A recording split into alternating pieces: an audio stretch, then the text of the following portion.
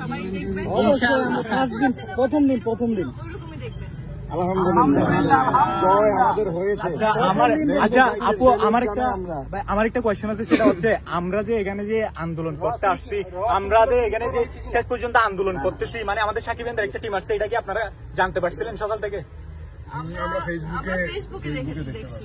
আমরা তো রাতেই আচ্ছা, এই যে আমরা যারা সাকিবিয়ান এখানে মাঠে আসছি, তারাই তো অনলি কি এখানে আসছি, বাকি কিন্তু অনলাইনে যুদ্ধ করছে কিন্তু অনেক সাকিবিয়ান আছে যারা হচ্ছে প্রবাসী, স্পেশালি তাদের সম্পর্কে যদি কিছু বলতেন, যারা অনলাইনে যুদ্ধ করছে, যারা মাঠে ছিল, সবাইকে নিয়ে যদি কিছু বলতেন। সবার প্রতি কৃতজ্ঞ আমরা।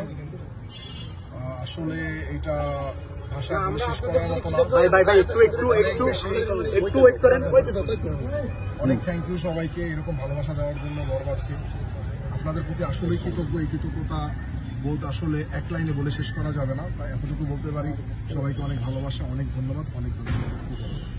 সিনেমাটা আসলে সবার জন্য বানানো, আপনাদের সবার জন্য, দর্শকদের জন্য, সাকিবিয়ানদের জন্য। তো আমরা আমাদের মতো করে 100% চেষ্টা করছি। আপনারা তো দেখলেন, আপনারা জানেন যে আমরা গত কয়েকদিন থেকে আমি হৃদয় পার্সোনালি এসে সবকিছু করার চেষ্টা করছি। তো শুধুমাত্র এটা রক্ষা করার জন্য যে আমরা যা বলেছি আমরা আপনাদেরকে দেখাবো, এটার জন্য।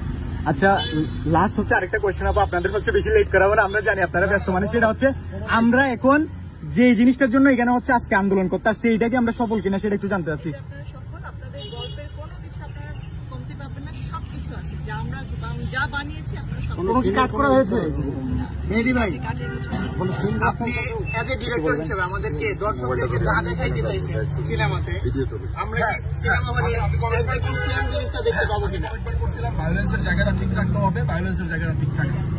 কোনো কাট সাট বা কোনো ধরনের এডিটিং কোনো কিছু হয়নি?